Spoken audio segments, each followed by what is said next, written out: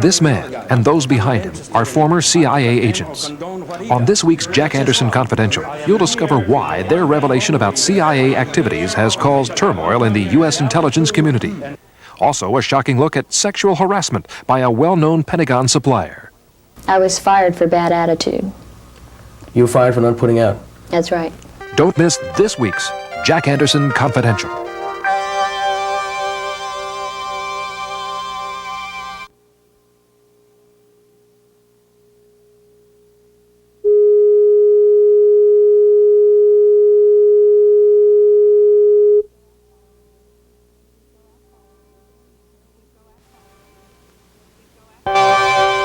You go outside early in the morning and there were these people sitting in cars or walking around in the heat of the summer with jackets on, and you knew they were walking around with jackets on because they had guns. The notorious head of Syrian intelligence turns a Maryland community into an armed camp. Guns involved in crimes impounded by District of Columbia police. Some of them belong to guards protecting federal buildings.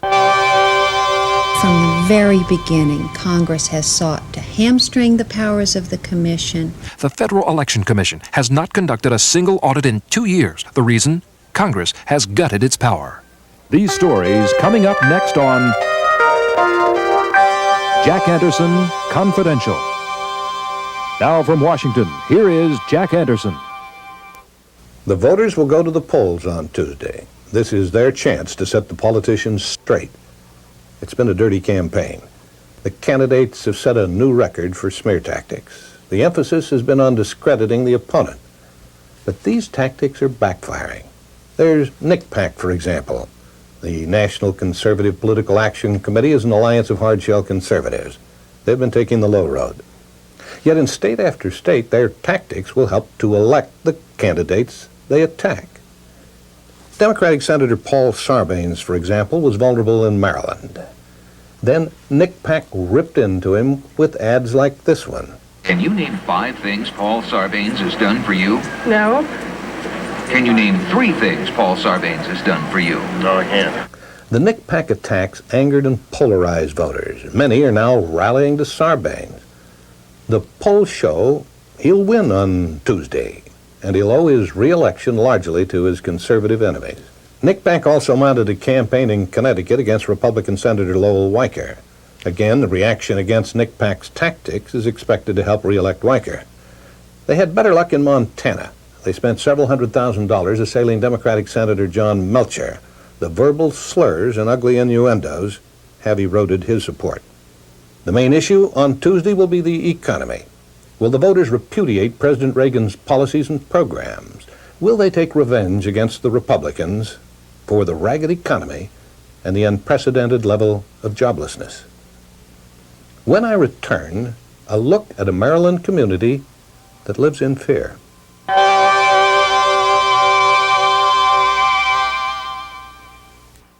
It'll never work.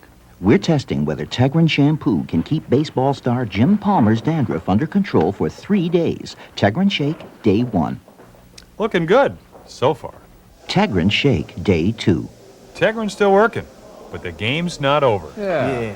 Tegrin Shake, Day 3. Incredible, Tegrin did it. All right, yeah, it works. From now on, I'm trusting Tegrin. Try Tegrin. It works on dandruff. Really works. Between shampoos.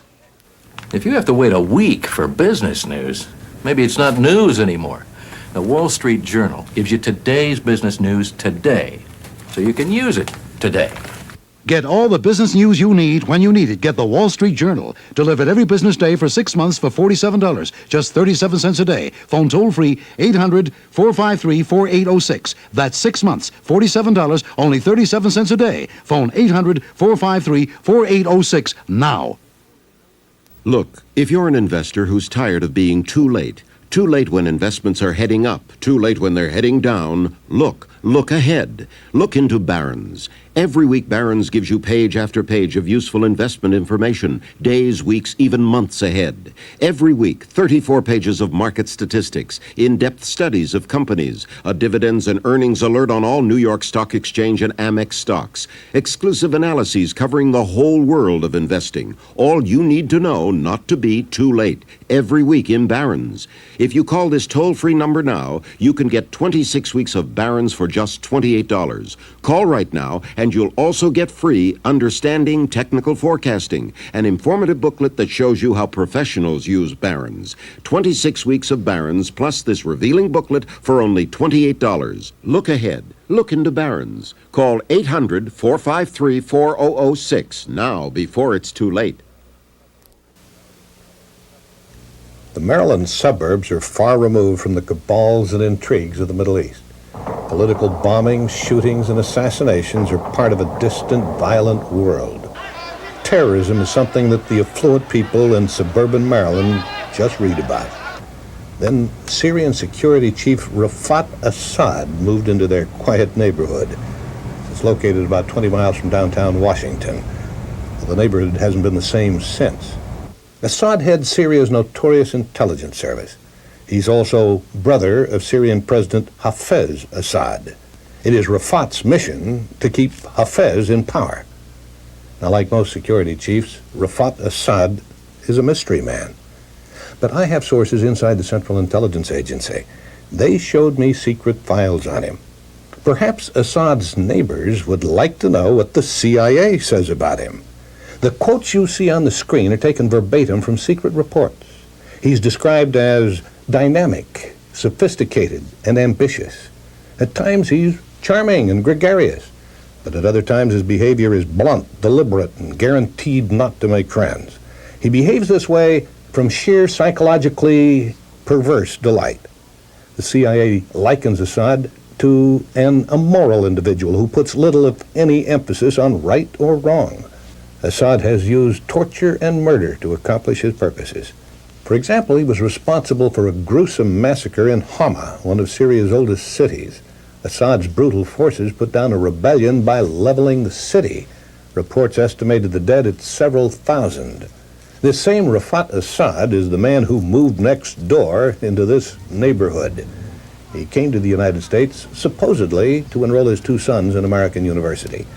He secretly purchased this home for more than $1 million. At first, the neighbors were delighted. Property values escalated. But the cordiality and the curiosity soon turned to cold fear. For armed men, sinister men, suddenly appeared in the neighborhood. My associate Jack Mitchell spoke to Dr. Alan Cohen, a local community leader. The brother of the president of Syria purchased a home just recently, moved in with a large entourage. He has as many as 40 individuals living there. Suspicious fire occurred in the home, and a number of individuals were arrested with guns. The neighbors were alarmed, yet most of them refused to be filmed. They were deathly afraid of reprisals. Mrs. Debbie Starr was an exception. She lives directly across the street from the Assad residence. Initially, when they moved in, it looked like the Arab market because they kept wandering around the court all the time.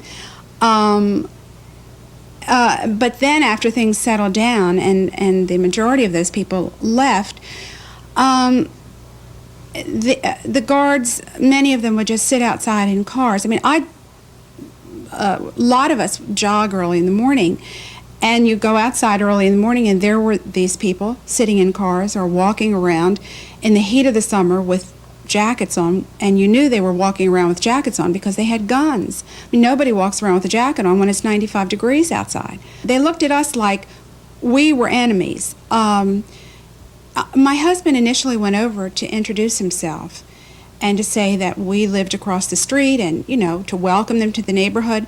And they said, we don't speak English, and they just closed the door in his face. The community even held several meetings about the situation. Here was the reaction of one resident, Fernando Brem. The State Department did not serve our neighbors and U.S. citizens well to allow the situation to occur in a residential neighborhood. The State Department should have been aware of that, should have taken action to place this individual in a setting other than in a densely populated residential neighborhood. The State Department had apparently authorized the Syrians to bring weapons into the neighborhood. Yet the department never notified the police who Assad was, how many weapons had been authorized, or what was going on. Bernard Crook, the police chief in Montgomery County, comments on the State Department's failure to tell him about Assad's gunmen. We never received that information from anyone. We were alerted by another local law enforcement agency of the fact that these people were going to come into this country and reside in our community.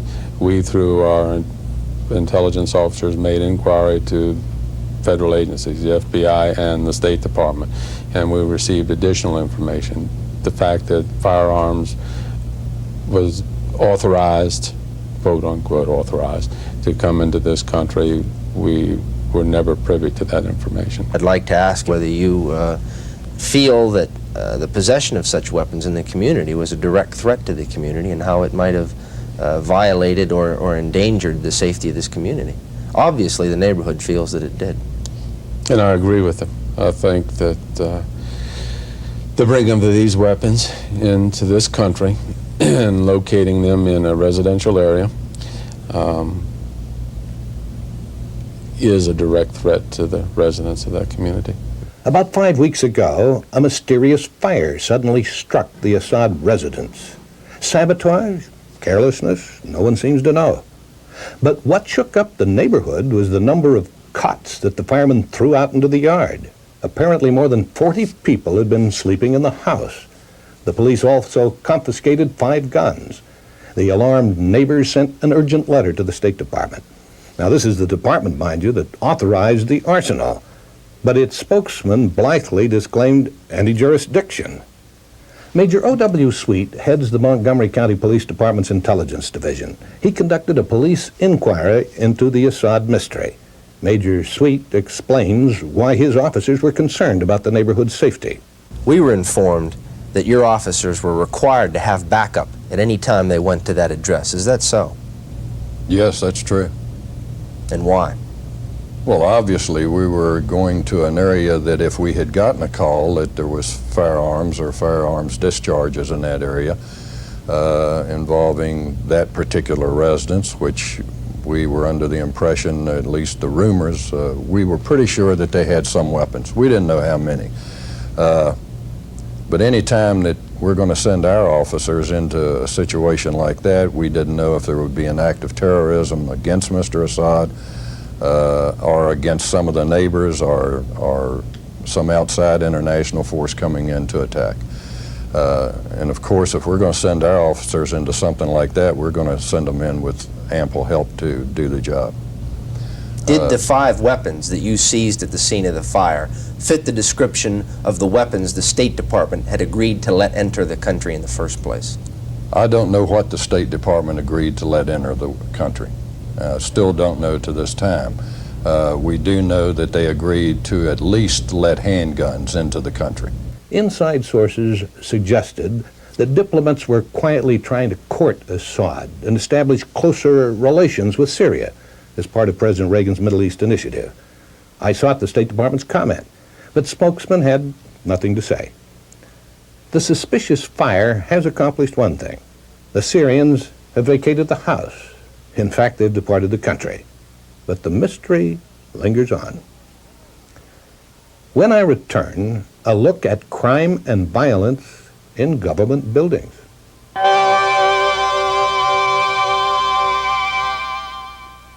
Paladin presents Martha Ray, stage star, denture wearer. When I have to give an audience my big Martha Ray smile, I need something extra. Extra strength Paladin Green. It gets my dentures sparkling clean. Watch, tough lab stains. Now, extra strength Paladin.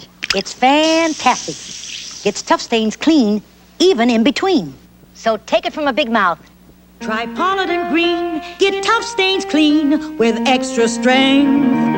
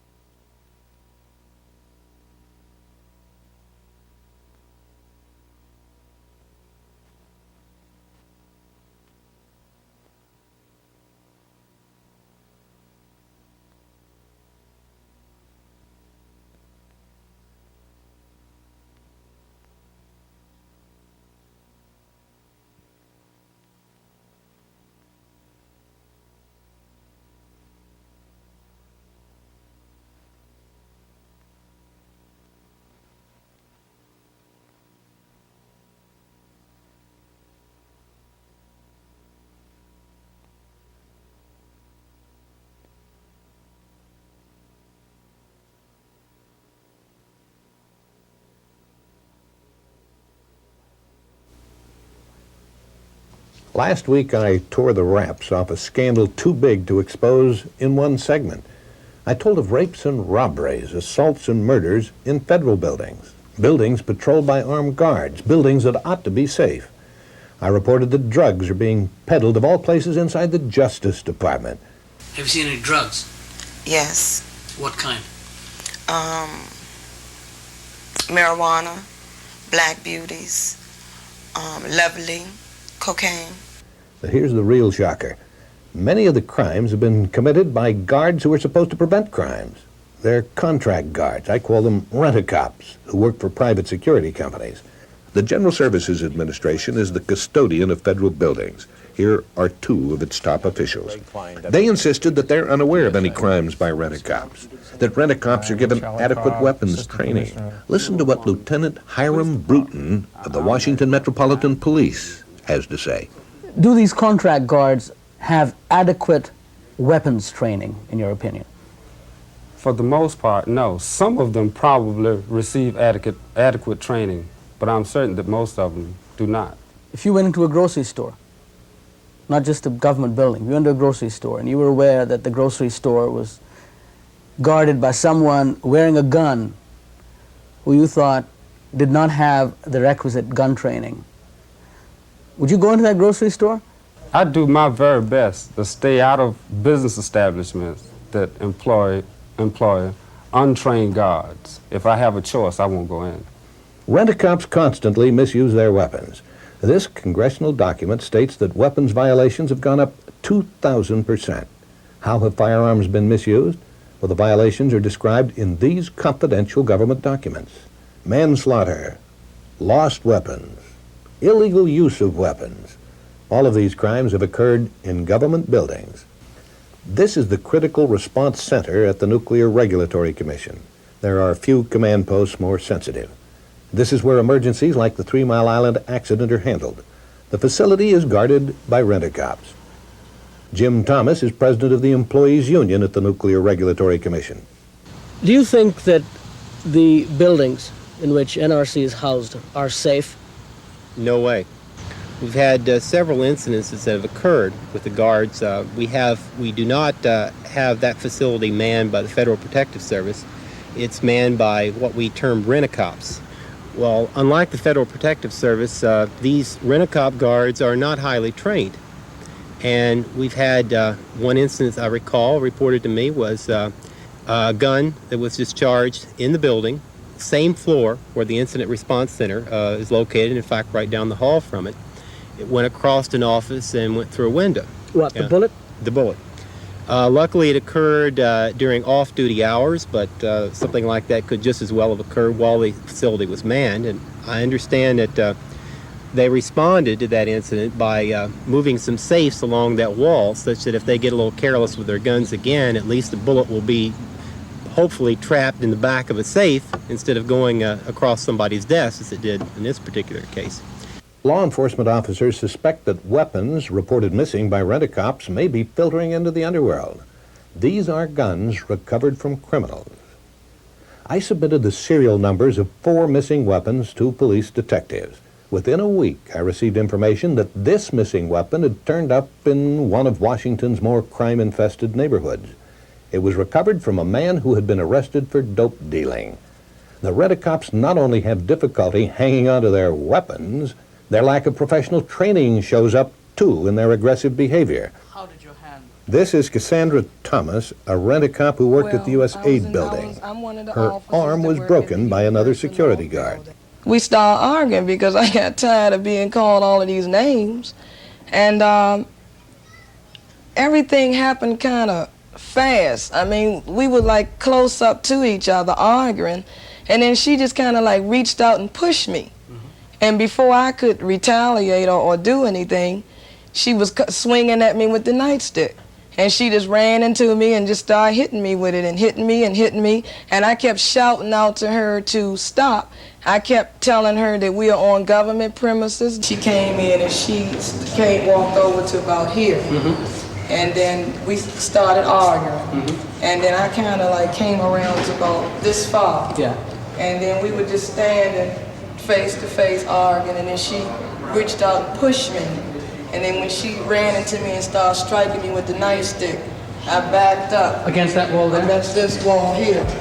Did you crouch down and Right, try to I protect yourself? was turned like this, and I had my arms out. How do these untrained and uncontrolled people wind up on guard duty in some of the government's most sensitive buildings? Isn't there any screening process? Aren't there background checks to protect the public? Well, I posed these questions to several major security companies. They refused to respond. Meanwhile, I did some background checks of my own. Let me tell you about two rent-a-cops. One is stationed at the Transportation Department, the other at the Federal Aviation Administration. These police documents show that both guards have long criminal records.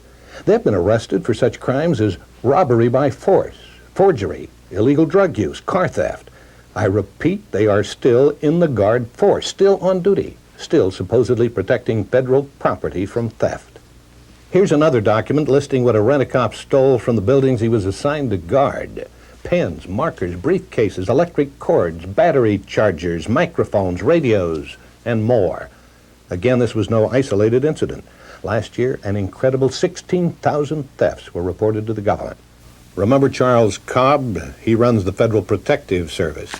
These documents prove that he submitted fraudulent travel documents 2 years ago. He denied any intentional wrongdoing. A cover-up was alleged. The White House, meanwhile, is moving ahead with its drive to replace professional guards with rent-a-cops. The FBI, for example, has been pressured to hire the contract cops to guard its headquarters. The FBI is resisting. One of the most embarrassing incidents occurred at the presidential guest house across the street from the White House. Remember, the White House has spent hundreds of thousands of dollars to tighten security since the shooting of Ronald Reagan. But all the bulletproof limousines and bulletproof vests were unable to prevent what occurred on October 19th. Presidential security was breached. Someone broke into the Secret Service quarters in the Blair House. Keys to important buildings, including the executive office building where the president has a hideaway, were strewn all over the floor. Here's a report of the incident. It's been withheld from the public. The subject of the report, I'm quoting, is missing presidential car keys. That's right, 2 sets of keys were missing. Let me read again from the suppressed report. The keys to Limo 1 and spare keys for the presidential limo were missing. Who stole the president's car keys? Well, the case hasn't been solved. Who was responsible for security at Blair House? Rent-a-cops. The White House insists that the use of contract cops saves money. Does it? Congress doesn't like to be watched. I'll bring you a report when I return.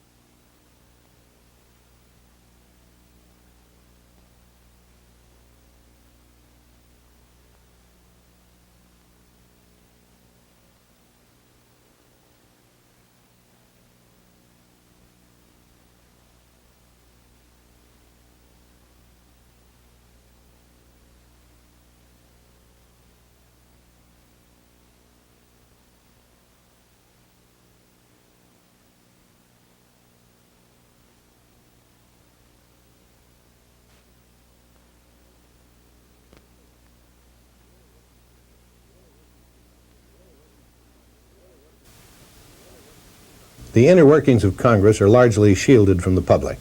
Most members are honest and honorable. A few are corrupt. They exchange political favors for personal gain. The payoffs are often disguised as campaign contributions. In 1974, the Federal Elections Commission was created to keep watch on these contributions. But members of Congress don't like to be watched. They've quietly gutted the law. They've weakened the commission. In fact, there hasn't been an audit of a congressional campaign for more than 2 years. My associate Greg Rushford visited the Public Records Room and spoke with Sue Passion, a former auditor. Is it possible to find any irregularities without conducting audits?